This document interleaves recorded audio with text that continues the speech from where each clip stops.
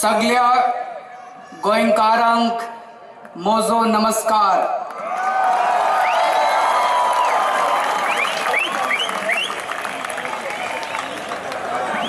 यहाँ पर आए हुए सभी गोवा निवासियों को मेरा प्यार भरा सादर नमस्कार प्रणाम। आज गोवा में आके बहुत अच्छा लग रहा है। आप सब लोगों के साथ मुलाकात करके बहुत अच्छा लग रहा है। लेकिन सबसे पहले आप सब लोगों का तहे दिल से शुक्रिया अदा करना चाहता हूं कि पिछले 3-4 घंटे से आप लोग इतनी कड़कती धूप में बैठे हुए हैं, अपने घरों से समय निकाल के इतनी दूर दूर से गोवा के कोने कोने से आज यहाँ पे आए हैं। आप सब लोगों को मेरा सलाम, मेरा नमस्कार, बहुत बहुत शुक्रिया, तहे दिल से शुक्रिया।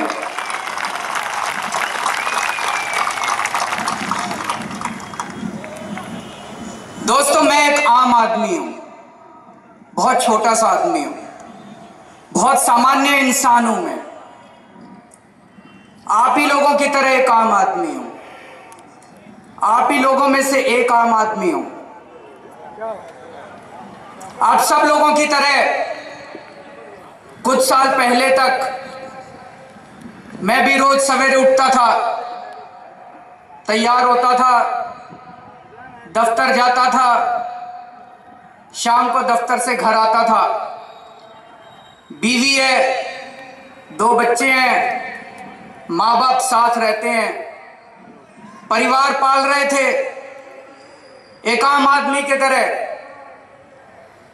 लेकिन चारों तरफ इतना करप्शन देखते थे, किसी भी दफ्तर में चले जाओ बिना पैसे के काम नहीं होता। बहुत गुस्सा आता था, जैसे आप लोगों को गुस्सा आता है जब एक आम आदमी किसी दफ्तर में जाता है और उसको गालियां सुनने को मिलती है।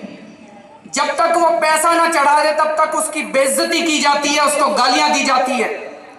एक आम आदमी को बहुत गुस्सा आता है। रोज अखबारों में पढ़ा करते थे, इतना करप्शन हो गया, कॉमनवेल्थ में घोटाला हो गया, 2G में घोटाला हो गया, देश का कोयला खा गए। रोज अखबारों के अंदर हेडलाइन हुआ करती थी। आज भी अखबारों के अंदर वही हेडलाइंस हैं। एक तरह से ऐसे लगता था जैसे ये पार्टियां हम लोगों का मजाक उड़ा रही हैं, हमारी रोज बेइज्जती कर रही हैं कि हम तो इस देश को लूटेंगे, तुम कुछ कर सकते हो तो कर लो। एक आम आदमी की रोज ये पार्टियां बेइज्जती करती हैं। हम लोग अन्ना हजारे जी के पास गए, हमने अन्ना जी से कहा कि अन्ना जी कुछ करना चाहिए। अन्ना जी तैयार हो गए। अन्ना जी ने इस देश का, आजाद भारत का सबसे बड़ा भ्रष्टाचार के खिलाफ आंदोलन का नेतृत्व किया। एक ही मांग थी, ऐसा कानून बनाओ, ऐसा कानून बनाओ कि अब अगर कोई भ्रष्टाचार करे तो उसको सख्त से सख्त सजा मिलनी चाहिए, चाहे वो किसी भी पार्टी का क्यों ना हो। कोई गलत मांग नहीं थी।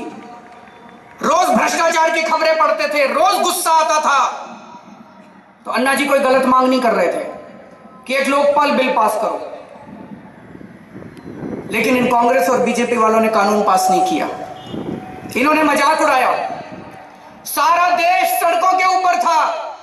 क्यों था सारा देश सड़कों के ऊपर? सारे देश के लोगों के अंदर गुस्सा था, आम आदमी गुस्से में था, इसीलिए सारा देश अन्ना हजारे के कहने से सड़कों के ऊपर उतर के आया था। लेकिन ये लोग नहीं माने। बोले अगर कानून चाहिए तो अपनी पार्टी बनाओ, चुनाव लड़ो और खुद चुनाव लड़के खुद संसद में आओ, खुद विधानसभा में आओ, अपना कानून खुद बना लो। हम गिड़गिड़ाए इन लोगों के सामने, आम आदमी गिड़गिड़ाया इन लोगों के सामने, हाथ जोड़ के गिड़गिड़ाया इन लोगों के सामने कि हमें चुनाव लड़ना नहीं आता, हम बहुत आम लोग हैं, हम बहुत कॉमन आदमी हैं, हमें चुनाव लड़ना नहीं आता, हमारे पास पैसे नहीं है चुनाव लड़ने के, प्लीज इस देश को भ्रष्टाचार से मुक्ति दिला दीजिए। बहुत गिड़गिड़ाए इन लोगों के सामने, ये लोग नहीं माने। जब कुछ नहीं बचा, कोई चारा नहीं बचा, तब आम आदमी पार्टी बनाई। जब आम आदमी पार्टी बनाई तो मीडिया वालों ने, सारी पार्टियों ने खूब मजाक उड़ाया हम लोगों का, इस देश के आम आदमी का खूब मजाक उड़ाया। भले अरे इनकी तो सबकी जमानतें जब्त होंगी, ये केजरीवाल की शायद जमानत बच जाए, एक सीट भी इन लोगों की नहीं आएगी। इन्होंने खूब मजाक उड़ाया इस देश के आम आदमी का। लेकिन इन सब पार्टी वालों को पता नहीं था कि एक आम आदमी के अंदर कितना गुस्सा सुलग रहा था उन दिनों। दिल्ली के अंदर चुनाव हुए, हाँ मैं मानता हूं आम आदमी पार्टी के पास कोई पैसा नहीं था, फक्कड़ आदमी थे हम, हमारे पास कोई आदमी नहीं थे, कोई पैसा नहीं था, कोई संसाधन नहीं थे। लेकिन एक आम आदमी, हर दिल्ली के हर आदमी के दिल के अंदर आग सुलग रही थी, दिल्ली के हर आदमी के सीने के अंदर गुस्सा सुलग रहा था। और दिल्ली के सारे लोग इकट्ठे हो गए, हिंदू, मुसलमान, सिख, ईसाई, सारे दिल्ली के लोग इकट्ठे हो गए। लोगों ने घर घर जाके कैंपेनिंग करी। सॉफ्टवेयर इंजीनियर एक एक महीने की छुट्टी लेने लगे। कई दुकान वालों को जानता हूं, उन्होंने अपनी दुकानें बंद कर दी कुछ महीनों के लिए, घर घर जाके कैंपेनिंग करने लगे, क्योंकि दिल्ली के लोगों ने तय कर लिया था enough is enough, now we will not tolerate. लोगों ने तय कर लिया था कि अब बीजेपी और कांग्रेस के भ्रष्टाचार को बर्दाश्त नहीं करेंगे। लोगों ने तय कर लिया था कि अब भ्रष्ट राजनीति को हम बर्दाश्त नहीं करेंगे। लोगों ने तय कर लिया था कि इस बार ईमानदार राजनीति लाके रहेंगे। दोस्तों, 2013 के दिल्ली के चुनाव के नतीजे आए। आम आदमी पार्टी को 28 सीट मिली। किसी को यकीन नहीं हुआ, 28 सीट मिली। लोगों ने तय कर लिया था कि इस बार कोई नेता अंदर नहीं जाएगा, आम आदमी अंदर जाके बैठेगा, आम आदमी अपनी सरकार खुद चलाएगा। बहुत हो गए नेता, बहुत हो गई बीजेपी, बहुत हो गई कांग्रेस, तो आम आदमी अंदर जाके बैठा। दोस्तों, आम आदमी दिल्ली का मुख्यमंत्री बना। दोस्तों, लोगों ने तय कर लिया था कि इस बार ईमानदार राजनीति लाके रहेंगे, भ्रष्टाचार को खत्म करके रहेंगे। और कौन लोग जीते? एक हाउसवाइफ जीती, उसने 4 बार के बीजेपी के एमएलए को हराया। 20 साल से जो एमएलए था उसको हराया एक हाउसवाइफ ने, जिसको कोई नहीं जानता था। एक लड़का यूपीएससी के एग्जाम देने, सिविल सर्विसेज के एग्जाम देने आया हुआ था दिल्ली, वो चुनाव में खड़ा हो गया, वो जीत गया। उसने कांग्रेस के एक 15 साल के एमएलए को हराया। एक ही संदेश था इस चुनाव का, never under estimate the power of a common man.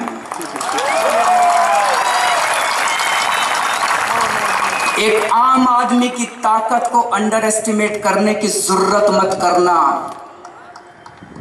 आम आदमी की सरकार बनी and there was a severe crackdown on corruption. जो गुस्सा था, जिस गुस्से ने उस आंदोलन को जन्म दिया था, वो गुस्सा भ्रष्टाचारियों को पकड़ने में लग गया। पहली बार 49 दिन सरकार चली। 49 दिन के अंदर कम से कम 35 ऑफिसर्स को हम लोगों ने जेल भेजा, जिनके ऊपर करप्शन के चार्जेस। 49 दिन में, just in 49 days 35 officers were sent to jail for corruption. हड़कंप मच गया दिल्ली की ब्यूरोक्रेसी के अंदर कि अब अगर करप्शन करोगे तो बख्शे नहीं जाओगे। 49 दिन के अंदर किसी डिपार्टमेंट में आप चले जाते, ट्रैफिक पुलिस के ऊपर पुलिस वालों ने पैसे लेने बंद कर दिए, तहसीलदार के दफ्तर के अंदर पैसे लेने बंद कर दिए।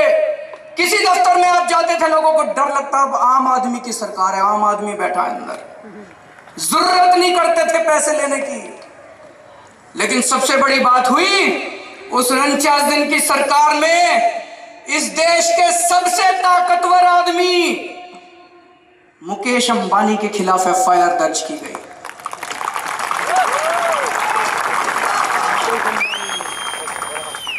सबसे पैसे वाला आदमी, सबसे ताकतवर आदमी, जिसका नाम लेने से बीजेपी कांग्रेस वालों के पसीने छूटते हैं, उनकी बाय नेम, उनका किसी KG6 बेसिन के अंदर गलत काम के आरोप में उनके ऊपर आरोप थे, उस आरोप के अंदर बाय नेम उनके खिलाफ एफआईआर दर्ज की गई। आम आदमी ने हिम्मत की उनके खिलाफ एफआईआर दर्ज करने की। हिम्मत है तो केवल आम आदमी के अंदर है। पिछले कांग्रेस की सरकार थी जिसके खिलाफ लड़ रहे थे, शीला दीक्षित जी की सरकार थी, उनके खिलाफ 3 एफआईआर, कॉमनवेल्थ घोटाले की एफआईआर, जल बोर्ड की एफआईआर, 3 एफआईआर उनकी सरकार के खिलाफ दर्ज की गई। दोस्तों, भ्रष्टाचार के खिलाफ एक तरह से जंग छेड़ दी गई 49 दिन के अंदर।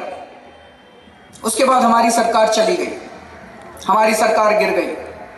केंद्र में मोदी जी की सरकार आई, बीजेपी की सरकार आई।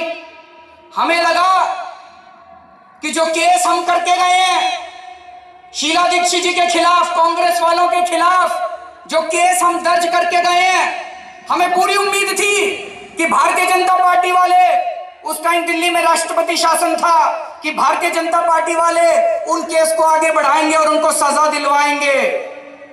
लेकिन दोस्तों, मोदी जी की सरकार ने आते ही मुकेश अंबानी जी की फाइल और वो जो तीनों शीला दीक्षित जी की फाइल थी, वो तीनों उठा के अलमारी में बंद कर दी और अलमारी को ताला लगा दिया। उसके ऊपर कोई कार्रवाई नहीं की गई। बड़ा आश्चर्य हुआ, क्या ये बीजेपी की सरकार है, कांग्रेस वालों को क्यों बचा रही है? बीजेपी की सरकार कांग्रेस वालों को क्यों बचा रही है? दोबारा दिल्ली में चुनाव हुए और इस बार दिल्ली के अंदर 70 में से 67 सीट, 67 आउट ऑफ 70 सीट्स, 70 में से 67 सीट आई।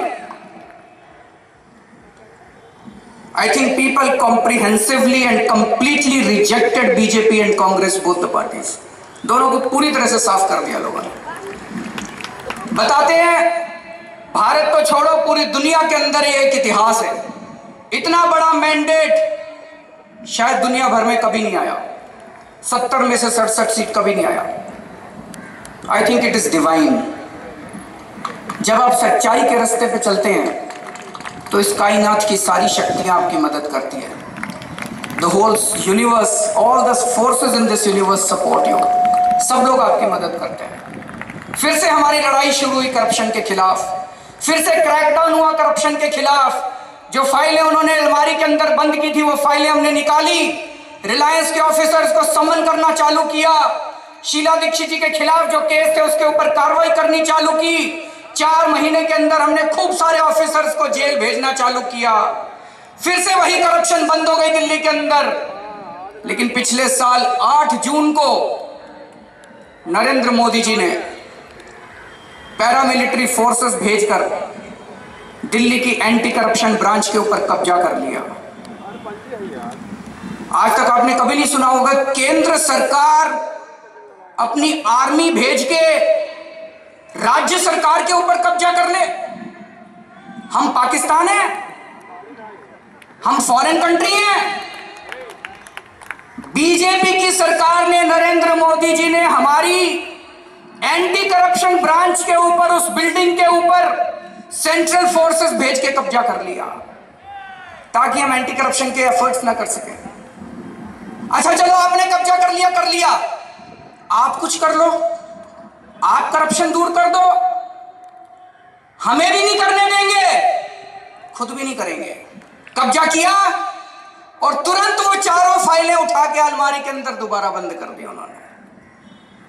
लेकिन हमने भी सोचा है, जो मर्जी कर ले वो, जितना मर्जी हमें तंग करें, हमारा रिजॉल्व करप्शन के खिलाफ बंद नहीं होगा। करप्शन के खिलाफ हमारी जंग जारी रहेगी। और दिल्ली सरकार के अंदर आज भी मैं दावे के साथ कह सकता हूं, दिल्ली सरकार में, कि करप्शन सबसे कम है आज दिल्ली से। मैं ये नहीं कहता 100% करप्शन खत्म हो गया, लेकिन कम से कम 70-80% करप्शन दिल्ली के अंदर आज हमने कम करके दिखाया है। दोस्तों, एक दिन एक आदमी आया मेरे पास,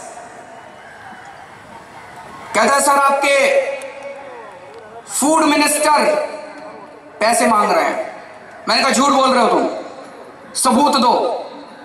कहता सर मेरे पास रिकॉर्डिंग है, उन्होंने फोन पे पैसे मांगे हैं, मैंने वो रिकॉर्डिंग कर ली है, मेरे पास रिकॉर्डिंग है, मैंने आप रिकॉर्डिंग दिखाओ। कहता सर मैं आप ही को दे रहा हूं, आपकी बहुत इज्जत करता हूं, आप एक्शन लेना चाहो तो ले लीजिए, बाहर जाके मैं किसी को नहीं बोलूंगा।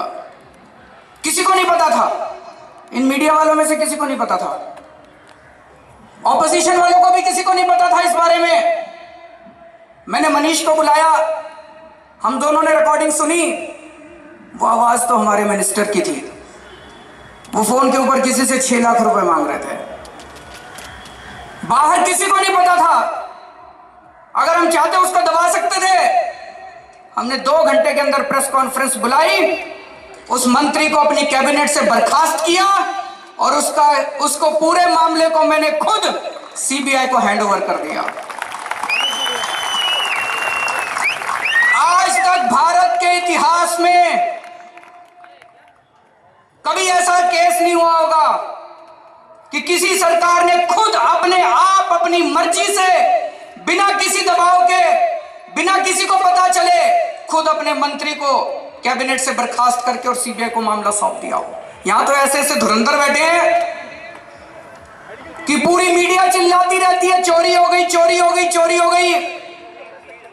सारी विपक्षी पार्टियां चिल्लाती रहती हैं, संसद बंद हो जाती है, फिर भी नहीं निकालते अपनी कैबिनेट से। और हमने जरा से सबूत के ऊपर, पैसे लिए नहीं थे उसने, पैसे की डिमांड करी थी, उसके ऊपर हमने अपने मंत्री को बर्खास्त कर दिया। मैं ये कहना चाहता हूं, कल को अगर मेरा बेटा भी अगर गलत काम करेगा उसको बख्शूंगा नहीं, उसके खिलाफ सख्त से सख्त कार्रवाई मैं करूंगा।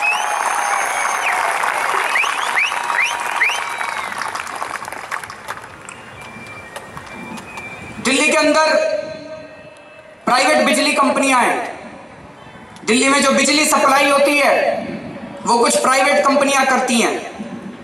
2002 में दिल्ली में बिजली का प्राइवेटाइजेशन किया गया था। आज 15 साल हो गए, लोगों के आरोप लगते रहे। पिछले 15 साल के अंदर दिल्ली में बीजेपी और कांग्रेस की सरकारें थी। इन 15 सालों में बिजली के रेट बढ़ते गए, बढ़ते गए, बढ़ते गए, बढ़ते गए। लोगों ने कहा इनका सीएजी से ऑडिट करवाओ, ये कंपनियां गड़बड़ कर रही हैं, इन कंपनियों ने भ्रष्टाचार किया हुआ है, इन कंपनियों ने अपने अकाउंट्स में हेराफेरी की हुई है। लोग चिल्लाते रहे। बीजेपी वालों ने भी कुछ नहीं किया, कांग्रेस वालों ने भी कुछ नहीं किया। दोनों पार्टियां बिजली कंपनियों से मिली हुई थी दोस्तों, और लोगों के बिल बढ़ते गए, बढ़ते गए, बढ़ते गए। जब मैं दिल्ली का मुख्यमंत्री बना, दिल्ली में बिजली के रेट पूरे देश में सारे स्टेट्स को मिला के सबसे ज्यादा दिल्ली में बिजली के रेट थे। आज 1.25 साल के बाद मुझे ये कहते हुए खुशी हो रही है कि दिल्ली में आज पूरे देश के अंदर बिजली के रेट सबसे सस्ते हैं, सेकंड लोएस्ट हिमाचल प्रदेश को छोड़कर। हिमाचल प्रदेश में सबसे सस्ते हैं, सेकंड लोएस्ट दिल्ली में बिजली के रेट सबसे सस्ते दिल्ली में बिजली के रेट आज हैं। हमने 1400 करोड़ रुपए की सब्सिडी दी दिल्ली में बिजली के रेट कम करने के लिए, 1400 करोड़ की। ये बीजेपी कांग्रेस वाले चिल्लाने लगे केजरीवाल सब्सिडी देता है, केजरीवाल सब्सिडी देता है, केजरीवाल सब्सिडी देता है। मैंने 1400 करोड़ की सब्सिडी दी, 36 लाख परिवारों को उसका फायदा हुआ। 36 लाख फैमिलीज वर बेनिफिटेड, 36 लाख परिवारों को फायदा हुआ। कांग्रेस ने 9000 करोड़ की सब्सिडी दी, एक आदमी को, विजय माल्या को सब्सिडी दी कांग्रेस ने। कांग्रेस ने एक आदमी को 9000 करोड़ की सब्सिडी दी और बीजेपी ने आने के बाद उसको देश से भगा दिया कि कोई उसको पकड़ ही ना सके। वो एक आदमी को 9000 करोड़ की सब्सिडी देते हैं, मैं 36 लाख परिवारों को 1400 करोड़ की सब्सिडी देता हूं। बताओ मैं गलत करता हूं क्या? हमने इन बिजली कंपनियों के खिलाफ सीएजी का ऑडिट बिठा दिया। 15 साल से बीजेपी कांग्रेस वाले कह रहे थे सीएजी ऑडिट नहीं हो सकता। हमने सरकार बनने के 5 दिन के अंदर सीएजी का ऑडिट बिठा दिया। क्यों बिठा दिया? हमारा इन बिजली कंपनियों से कोई रिश्ता नहीं है, हमारा रिश्ता है तो आम आदमी से रिश्ता है। इन बिजली कंपनियों से बीजेपी कांग्रेस वालों का रिश्ता था। सीएजी ने अपना ऑडिट पूरा कर लिया, ड्राफ्ट रिपोर्ट तैयार हो गई। उस ड्राफ्ट रिपोर्ट में निकल के आया कि इन बिजली कंपनियों ने 8000 करोड़ का गड़बड़ किया है, 8000 करोड़ का गड़बड़। लेकिन किसी कारण से हाई कोर्ट ने उस रिपोर्ट के ऊपर रोक लगा दी है। हम सुप्रीम कोर्ट गए हैं, और सुप्रीम कोर्ट में पूरी उम्मीद है हम जीतेंगे। जिस दिन जीतेंगे सुप्रीम कोर्ट में और ये 8,000 करोड़ का हिसाब लेंगे इन कंपनियों से, आप ये मान के चलो दिल्ली में बिजली के रेट और भी आधे हो जाएंगे।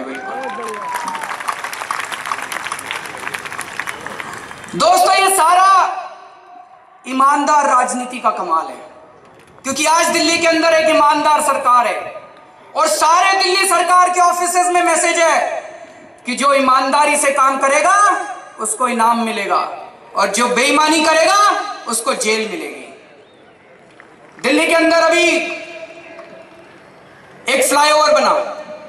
आप में से जो लोग दिल्ली गए हैं, जो थोड़ा बहुत दिल्ली के बारे में जानते हैं, पीतमपुरा में मधुबन चौक के पास एक फ्लाईओवर बना। 325 करोड़ का फ्लाईओवर बनना था। शीला दीक्षित जी के टाइम में शुरू हुआ था। 325 करोड़ उसकी कॉस्ट थी। जब हमारी सरकार बनी केवल 10% बन के तैयार हुआ था। हमने उसको पूरा किया। 325 करोड़ का फ्लाईओवर हमने 200 करोड़ के अंदर पूरा कर दिया। कभी सुना है आपने?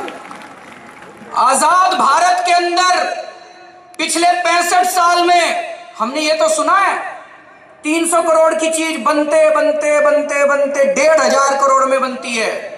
आज तक मैंने तो कभी नहीं सुना कि 300 करोड़ की चीज सरकार के अंदर 200 करोड़ की बनती है।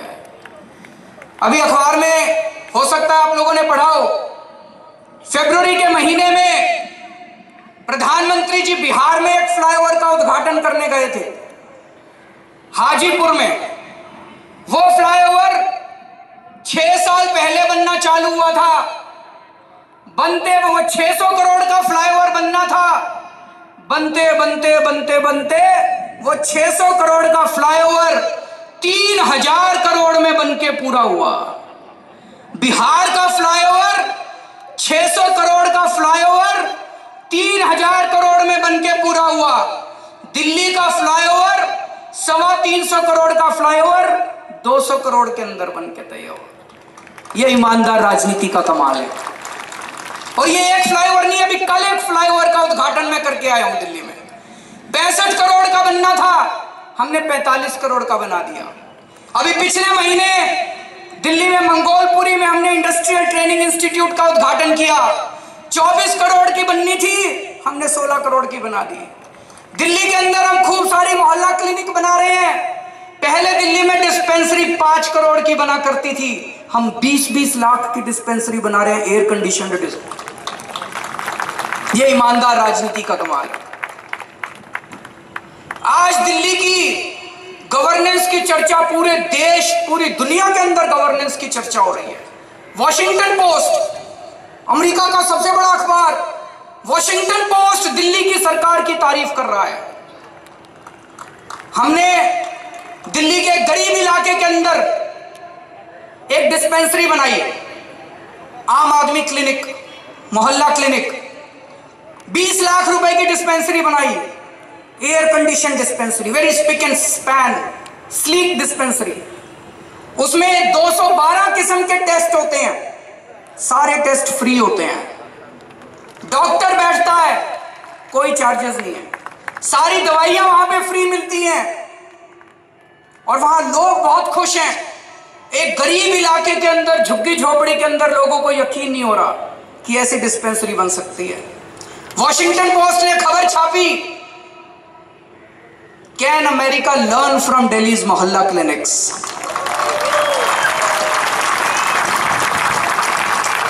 बचपन से हम लोग सुनते आए हैं अमेरिका में ऐसे होता है, अमेरिका में वैसे होता है, भारत को अमेरिका से सीखना चाहिए, भारत को अमेरिका से ये सीखना। अब तो उल्टा होने लग गया, अमेरिका वाले कह रहे हैं कि दिल्ली से अमेरिका को सीखना चाहिए। ये तो उल्टी गंगा बहने लग गई। ऑड इवन किया हम लोगों ने, आप सब लोगों ने अखबारों में पढ़ा होगा ऑड इवन के बारे में। पूरी दुनिया के अंदर जहां जहां ऑड इवन हुआ इसके पहले, इट वॉज वेरी अनपॉपुलर। जनता ने खूब उसके खिलाफ आवाज उठाई। दिल्ली में ऑड इवन हुआ, सारी दिल्ली की जनता ने इसका साथ दिया। और जब ऑड इवन पूरा हुआ जनवरी में, सारी दिल्ली की जनता ने कहा जी दोबारा कीजिए, दोबारा कीजिए, दोबारा कीजिए। अमेरिका की फॉर्च्यून मैगजीन ने दिल्ली के लोगों को कॉन्ग्रेचुलेट किया कि दिल्ली के लोगों ने जो ऑडी-1 किया कमाल करके दिखा दिया। दिल्ली के लोगों ने पूरी दुनिया के अंदर दिल्ली की गवर्नेंस की चर्चा होती है। कल सीबीएसई के 12th क्लास के नतीजे आए हैं। पहली बार दिल्ली के अंदर ऐसा हुआ है कि दिल्ली के सरकारी स्कूलों के नतीजे प्राइवेट स्कूलों से ज्यादा अच्छे आए हैं। First time in the history कि दिल्ली के सरकारी education standards in government schools in Delhi, मैं ये नहीं कहूंगा सब कुछ अच्छा हो गया, अभी बहुत कुछ, it's a long way to go, बहुत कुछ करने की जरूरत है, लेकिन पहली बार ऐसा हुआ है कि दिल्ली के सरकारी स्कूलों के नतीजे, जहां पे गरीबों के बच्चे पढ़ते हैं, सरकारी स्कूलों के 12वीं के नतीजे प्राइवेट स्कूलों से ज्यादा बेहतर आए हैं। जब से हमारी सरकार बनी है सबसे ज्यादा एम्फेसिस हम लोगों ने एजुकेशन और हेल्थ पे दिया है, क्योंकि हमें यकीन है कि भारत के लोग बहुत अच्छे हैं। अगर हमने भारत के लोगों को अच्छा पढ़ा दिया, अगर हमने भारत के लोगों को स्वस्थ बना दिया, तो ये भारत के लोग भारत को पता नहीं कहां का कहां ले जाएंगे। They will soon make India into a developed country. Education का बजट हम लोगों ने, पहले 5000 करोड़ का बजट होता था दिल्ली का एजुकेशन का, हमने उसको डबल करके 10,000 करोड़ रुपए दिल्ली का एजुकेशन का बजट कर दिया। 8,000 new classrooms are being made, 100 new government schools are being constructed, और सारे सरकारी स्कूलों के अंदर इंफ्रास्ट्रक्चर का अपलिफ्टमेंट का काम चल रहा है। लेकिन मुझे आज, मैं देख रहा था नेट के ऊपर, बड़ा दुख हो रहा है मुझे कि गोवा के अंदर सरकारी स्कूल एक के बाद एक बंद किए जा रहे हैं। गोवा के अंदर सरकारी स्कूलों का हाल दिन ब दिन बदतर होता जा रहा है। गोवा के अंदर प्राइमरी हेल्थ सेंटर्स की हालत बहुत बुरी है। गोवा के अंदर प्राइमरी हेल्थ सेंटर्स बिल्कुल खत्म होते जा रहे हैं दोस्तों। दिल्ली में बहुत काम हुआ है, बहुत काम हुआ है, और इस सब का पैसा कहां से आ रहा है? अभी तक आप जब भी किसी सरकार से बात करते थे, सरकार कहती थी पैसा नहीं है, पैसा नहीं है। तो हमारे पास पैसा कहां से आ रहा है? हमने बिजली के रेट आधे कर दिए, हमने लोगों का पानी फ्री कर दिया, हमने लोगों के पुराने पानी के बिल माफ कर दिए, हमने किसानों को सबसे ज्यादा जमीनों का मुआवजा दिलवाया, हमने किसानों को सबसे ज्यादा फसलों का मुआवजा दिलवाया। 1000 मोहल्ला क्लिनिक पूरी दिल्ली के अंदर बन रहे हैं। दिल्ली के अंदर सारे स्कूलों का अपलिफ्टमेंट का काम चल रहा है। 100 नए सरकारी स्कूल बन। इतना पैसा कहां से आ रहा है? क्योंकि अब दिल्ली में जो भी सरकारी काम हो रहा है उसके अंदर पैसे की बचत हो रही है। भ्रष्टाचार बिल्कुल बंद हो गया दिल्ली के अंदर, यहां से पैसा आ रहा है। ये सब ईमानदार राजनीति का कमाल है दोस्तों। गोवा भी भ्रष्टाचार का शिकार है, गोवा भी भ्रष्टाचार का बहुत बुरा शिकार है। बीजेपी और कांग्रेस दोनों ने मिलकर गोवा को चूस लिया है बुरी तरह से। जिस तरह से मुझे कुछ साल पहले तक भ्रष्टाचार के खिलाफ मेरे मन में जो गुस्सा था, जिस तरह से दिल्ली के लोगों के अंदर भ्रष्टाचार के खिलाफ जो गुस्सा था, जिस तरह से दिल्ली के अंदर दिल्ली के लोगों ने तय कर लिया था कि इनफ इज इनफ, अब बीजेपी और कांग्रेस को उठा के फेंकना है, अब भ्रष्टाचार को खत्म करना है, वही गुस्सा आज मैं गोवा के लोगों के अंदर देख रहा हूं। सारा गोवा के लोग भ्रष्टाचार से पीड़ित हैं। 2012 में गोवा के लोगों ने सत्ता बदली थी। 2012 तक गोवा में कांग्रेस की सरकार थी। कितने भ्रष्टाचार किए कांग्रेस वालों ने। Mining scam, MB Shah report कहती है 35,000 करोड़ रुपए का माइनिंग स्कैम हुआ गोवा में। 35,000 करोड़ रुपए का। Louis burger scam, land conversion, regional development plan बना और उसके अंदर धड़ाधड़ लैंड कन्वर्जन किए गए। कितने लैंड कन्वर्जन पैसे लेके किए गए। SEZ scam, garbage dump scam, और इन सारे स्कैम का बार बार नाम लेके मनोहर पारिकर जी की सरकार बन गई। लोग कांग्रेस से, गोवा के लोग इतने तंग आ चुके थे उस टाइम, मुझे पता है गोवा के सभी लोग इकट्ठे हो गए। सभी रिलीजन के लोग, हिंदू, मुस्लिम, क्रिश्चियंस, सब लोगों ने इकट्ठे होकर कांग्रेस को हराया, मनोहर पारिकर को वोट दिया, बीजेपी को गोवा के अंदर जिताया। क्यों जिताया था? क्योंकि मनोहर पारिकर ने प्रॉमिस किया था कि माइनिंग का घोटाला जिन जिन लोगों ने किया उनको जेल भेजेंगे। किया था कि नहीं किया था? मनोहर पर्रिकर ने प्रॉमिस किया था कि नहीं किया था? माइनिंग का घोटाला करने वाले जेल गए था कि नहीं किया था? माइनिंग का घोटाला करने वाले जेल गए। मनोहर पर्रिकर ने धोखा दिया। मनोहर पर्रिकर ने कहा था कि नहीं कहा था कैसीनो बंद करेंगे? मनोहर पर्रिकर ने कहा था कि नहीं कहा था कैसीनो बंद करेंगे? कैसीनो बंद हुए? मनोहर पर्रिकर ने धोखा दिया। उन्होंने कहा था कि करप्शन दूर करेंगे। कांग्रेस के टाइम के करप्शन के स्कैम के नाम है Louis burger scam, mining scam, garbage dump scam, land conversion scam, SEZ scam. और बीजेपी के टाइम के स्कैम है, नाम बदल गए, स्कैम उतने ही हो रहे हैं, वही लैंड कन्वर्जन स्कैम। 2001 का रीजनल डेवलपमेंट प्लान खत्म हो गया और 2021 के रीजनल डेवलपमेंट प्लान को सस्पेंड कर दिया और धड़ाधड़ एड हॉक बेसिस पे लैंड कन्वर्जन करती जा रही है बीजेपी।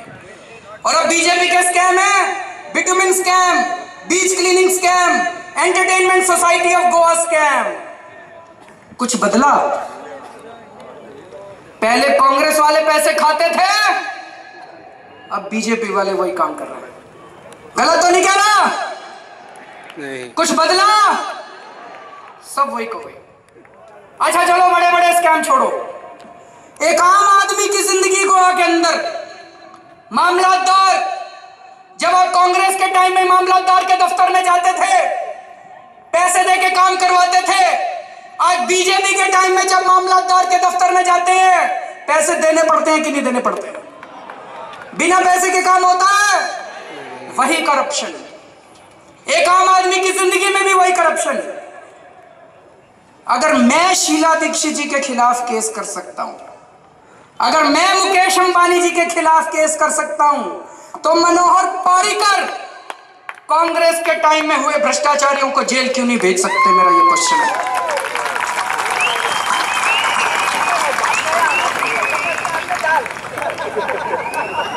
दिल्ली का, गोवा का बहुत ही खूबसूरत कल्चर है, बहुत ही रिच कल्चर है, वास्ट कल्चर है। गोवा एक बहुत ही खूबसूरत प्लेस है, it has its own natural beauty. Goa के अंदर समुद्र है, पूरी दुनिया के लोग गोवा इसका, पूरी दुनिया के लोग गोवा में गोवा के कल्चर का और उसकी ब्यूटी का आनंद लेने के लिए आना चाहते हैं। लेकिन आज कांग्रेस के टाइम में भी टूरिज्म की वही डेफिनेशन थी, sex, drugs and gambling.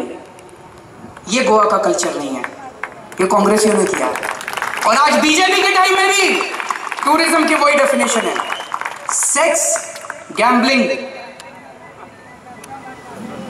And drugs. कुछ नहीं बदला। टूरिज्म पहले कांग्रेसियों ने भी यही किया और बीजेपी वालों ने भी यही किया, लेकिन गोवा के लोग ये नहीं चाहते। गोवा के लोग, tourism is an important part of Goa's life. Goa के लोग चाहते हैं कि खूब टूरिस्ट आए, लेकिन वो टूरिस्ट यहाँ की नेचुरल ब्यूटी का मजा लेने के लिए आए, यहाँ के रिच कल्चर का मजा लेने के लिए आए, गोवा के कल्चर को देखने के लिए आए दोस्तों। और अभी पता चला पूरे गोवा के अंदर कोकोनट के कितने खूबसूरत पेड़ हैं चारों तरफ, समझ गए? पूरे गोवा के अंदर कितने खूबसूरत पेड़ है कोकोनट के। बीजेपी की सरकार कहती है नहीं वो पेड़ नहीं है, वो घास है। मतलब अगर गलत काम करना हो तो they can go to any extent. मुझे बताया गया कि उगे गांव के अंदर एक बियर की फैक्ट्री लगनी थी। उस फैक्ट्री को परमिशन देने के लिए उन्होंने पूरे गोवा के कोकोनट के पेड़ों के ऊपर दांव पे लगा दिया दोस्तों। अगर उनका बस चले तो एक दिन पूरे गोवा को दांव पे लगा के गोवा को बेच डालेंगे ये बीजेपी और Congress. So nothing has changed. यही दिल्ली के अंदर होता था, एक बारी बीजेपी, एक बारी कांग्रेस, एक बारी बीजेपी, एक बारी कांग्रेस। और वो आम आदमी का हर बार मजाक उड़ाते थे। उनको पता था आम आदमी के पास कोई चॉइस नहीं है, एक बार बीजेपी को वोट देगा बीजेपी लूटेगी, फिर 5 साल के बाद कांग्रेस आएगी, कांग्रेस लूटेगी। बीजेपी आएगी, बीजेपी कांग्रेस वालों के खिलाफ कोई काम नहीं करेगी। कांग्रेस आएगी, कांग्रेस बीजेपी के खिलाफ कोई काम नहीं करेगी। आज मैं गोवा में आया, फ्लाइट में एक आदमी मिला, मुझे कहता है मनोहर पर्रिकर जी के पास कांग्रेस के कई एमएलए की फाइल है क्या ऐसा? है? पर्रिकर जी के पास कई कांग्रेसियों की एमएलए की फाइल है, एक्शन नहीं लेंगे, फाइल रखेंगे।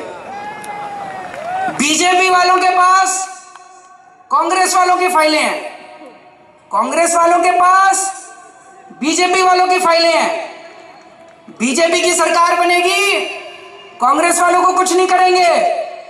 कांग्रेस की सरकार बनेगी, बीजेपी वालों के खिलाफ कुछ नहीं करेंगे। ये तो ये आम आदमी आ गई, इसने इनका सारा रायता फैला दिया इन लोगों का। सब कुछ अच्छा चल रहा था, सब कुछ बहुत बढ़िया चल रहा था, इस आम आदमी ने आके सब गड़बड़ कर दी इन लोगों की। आज मैं चैलेंज करता हूं, 4 साल हो गए गोवा के अंदर बीजेपी की सरकार को। आज मैं इनका मैनिफेस्टो पढ़ रहा था, जो इन्होंने मैनिफेस्टो बनाया था बीजेपी ने, उसमें से 5 चीज बता दो जो इन्होंने 5 साल में करके दिखाई हो। मैं चैलेंज करता हूं पर्रिकर जी, और आज भी बताते हैं पर्रिकर जी की सरकार चल रही है। वो दिल्ली में कम रहते हैं, गोवा में ज्यादा रहते हैं। सेक्रेटेरिएट की सारी फाइलें वो क्लियर करके जाते हैं सैटरडे संडे को। गलत कह रहा हूं क्या भाई साहब? सरकार उन्हीं की चल रही है। ये तो कठपुतली सरकार है, वो डिफेंस कम देखते हैं, गोवा में ज्यादा इंटरेस्ट लेते हैं। लेकिन दोस्तों, देश के लेवल पे भी बहुत गड़बड़ चल रहा है। देश के लेवल पे भी जो चल रहा है बहुत दुख वाला है। लोग बहुत दुखी हैं। 2 साल पहले मोदी सरकार को वोट दिया था, 31% लोगों ने मोदी जी को वोट दिया था। क्यों वोट दिया था? मोदी जी ने कहा था विकास करेंगे। मोदी जी ने कहा था गुजरात मॉडल ऑफ डेवलपमेंट है, विकास करेंगे। लेकिन आज देश के अंदर क्या हो रहा है? चारों तरफ गुंडागर्दी फैली हुई है। कहते हैं कि भारत माता की जय बोलो, नहीं तो मारेंगे पीटेंगे। कश्मीर में कहते हैं भारत माता की जय बोलोगे तो पीटेंगे। बाकी भारत के अंदर कहते हैं कश्मीर भारत माता की जय नहीं बोलोगे तो पीटेंगे। मुझे याद है अन्ना आंदोलन, मैं भी अन्ना जी के साथ स्टेज पे हुआ करता था रामलीला मैदान में। अन्ना जी एक आवाज लगाते थे, भारत माता की, और पूरा देश उनके साथ आवाज लगाता था जय। अन्ना जी को यह नहीं कहना पड़ता था जो नहीं बोलेगा मारूंगा, लोग दिल से बोलते थे। एक बार अन्ना जी कहते थे, पूरे देश के लोगों के दिल के तार झनझना जाते थे। हिंदू, मुस्लिम, सिख, ईसाई, कोने कोने के अंदर पूरा देश एक साथ बोलता था अन्ना के भारत माता की जय। ये सच्ची देशभक्ति है। अब इन कुछ लोगों ने ठेकेदारी ले ली देशभक्ति की, कह रहे हैं बोल भारत माता की जय, नहीं बोलेगा तो मारेंगे, तेरे को डंडे से मारेंगे। ये तो गड़बड़ है। इन्होंने देश के सारे एजुकेशनल इंस्टीट्यूशंस का बुरा हाल कर दिया है। Hyderabad university, it has become a war zone. Police और स्टूडेंट्स के बीच में रोज झगड़े हो रहे हैं वहां पे। ये क्या है? इन्होंने जेएनयू का बुरा हाल कर दिया है। JNU has Jawaharlal Nehru university which is one of the best universities in the world. Jawaharlal Nehru university का इन्होंने बुरा हाल कर दिया है। It has become a war zone. रोज वहां पे झगड़े हो रहे हैं पुलिस और स्टूडेंट्स के बीच में। एक के बाद एफटीआई के अंदर इन्होंने एक आदमी को डायरेक्टर, वहां के स्टूडेंट्स धरने पे बैठे हुए कितने महीनों से। क्यों बैठे हैं? वो कह रहे हैं इस आदमी को जिसको आपने डायरेक्टर बनाया, ये गंदी गंदी फिल्में बनाता है, इसको हटाओ। वो नहीं हटा रहे। क्यों नहीं हटा रहे? वो आरएसएस का आदमी है। आरएसएस वालों को वाइस चांसलर बना रहे हैं। सारे एजुकेशनल इंस्टीट्यूशंस का बट्टाधार कर रखा है इन्होंने। Aligarh Muslim university, it's a minority institution, it's a minority institution for several decades. कह रहे हैं अब इसको माइनॉरिटी इंस्टीट्यूशन खत्म करेंगे। Jamia Millia, it's a minority institution, it's a minority institution for decades. कह रहे हैं उसका माइनॉरिटी इंस्टीट्यूशन का स्टेटस खत्म करेंगे। सारे एजुकेशनल इंस्टीट्यूशंस के ऊपर इन्होंने धावा बोल दिया है। जेएनयू के अंदर 5 लड़के आए, उन्होंने भारत के खिलाफ गंदे गंदे नारे लगाए, भारत तेरे टुकड़े होंगे, भारत तेरी बर्बादी होगी, गंदे गंदे नारे लगाए 5 लड़कों ने, और नारे लगा के भाग गए। और उसके बाद जो केंद्र सरकार ने, मोदी सरकार ने उसको बहाना बना के जो क्रैकडाउन किया, अरे उन 5 लड़कों को पकड़ो ना, जिन 5 लड़कों ने नारे लगाए थे भारत के खिलाफ, उनको पकड़ो। केंद्र सरकार के पास, मोदी जी के पास आर्मी है, पैरामिलिट्री फोर्स है, आईबी है, रॉ है, सीबीआई है, दिल्ली पुलिस है, एसीबी है, 5 लड़के नहीं पकड़े जाते इनसे। वो 5 लड़के आज तक नहीं पकड़े गए। उसके वीडियो हैं, उन लड़कों की फोटो हैं, उनके चेहरे पता है इनको, वो पकड़े नहीं गए। क्यों नहीं पकड़े गए? सबको शक है वो बीजेपी ने भिजवाए थे। दंगे फैलाने के लिए उन 5 लड़कों को बीजेपी ने प्लांट किया था जेएनयू के अंदर, ताकि दंगे भड़क जाएं। दोस्तों, ये जो सब हो रहा है ये लोगों को देखा नहीं जा रहा। लोगों ने मोदी जी को वोट दिया था विकास के लिए, बीजेपी को वोट दिया था विकास के लिए। 31% वोट मिले थे, 31% वोट हिंदुत्व के वोट नहीं थे। हिंदुत्व के वोट 10% से ज्यादा नहीं हो सकते। बाकी 21% लोगों ने डेवलपमेंट के लिए वोट दिया था। आज वो ठगे से महसूस कर रहे थे, आप फीलिंग चीटेड। तो दोस्तों, अब हम सब लोगों को, इस देश के आम लोगों को इकट्ठा होना पड़ेगा। गोवा के अंदर एक ऐतिहासिक मौका है। जैसे दिल्ली के लोगों ने, सब लोगों ने इकट्ठे होकर बीजेपी और कांग्रेस को खत्म किया था। आम आदमी विधानसभा के अंदर गया, आम आदमी मुख्यमंत्री बना, आम आदमी सरकार के अंदर गया। उसी तरह से गोवा के लोगों के पास चांस है। गोवा के लोगों को भी इकट्ठा होना पड़ेगा। हिंदू, मुस्लिम, सिख, ईसाई, सारे धर्म के लोगों को इकट्ठा होना पड़ेगा और सबको एक साथ मिलकर इस गोवा का चुनाव लड़ना पड़ेगा। हमारे पास पैसे नहीं है चुनाव लड़ने के लिए, आम आदमी पार्टी के पास पैसे नहीं है, हम फक्कड़ लोग हैं। लेकिन अगर हम सब लोग मिल जाएं तो जिस तरह से दिल्ली के अंदर लोगों ने छुट्टी ले लेके कैंपेनिंग की थी, घर घर गए थे, वोट मांगे थे, एहसान नहीं किया था किसी के ऊपर। आम आदमी पार्टी के लिए नहीं गए थे, केजरीवाल को मुख्यमंत्री बनाने के लिए नहीं गए थे, अपने बच्चों के लिए गए थे, अपने बच्चों के भविष्य के लिए गए थे, ईमानदार राजनीति लाने के लिए गए थे। उसी तरह से आज गोवा के पास मौका है। तो मैं आज पूछना चाहता हूं, क्या गोवा के लोग तैयार है बीजेपी और कांग्रेस को खत्म करने के लिए? क्या गोवा के लोग तैयार है चुनाव लड़ने के लिए? तो आने वाला चुनाव एक आंदोलन होगा गोवा के अंदर। आने वाला चुनाव गोवा के लोग लड़ेंगे, आने वाला चुनाव गोवा के सभी लोग मिलकर लड़ेंगे और इस बार गोवा के अंदर ईमानदार राजनीति कायम करेंगे और सब लोग मिलकर गोवा का विकास करेंगे। भारत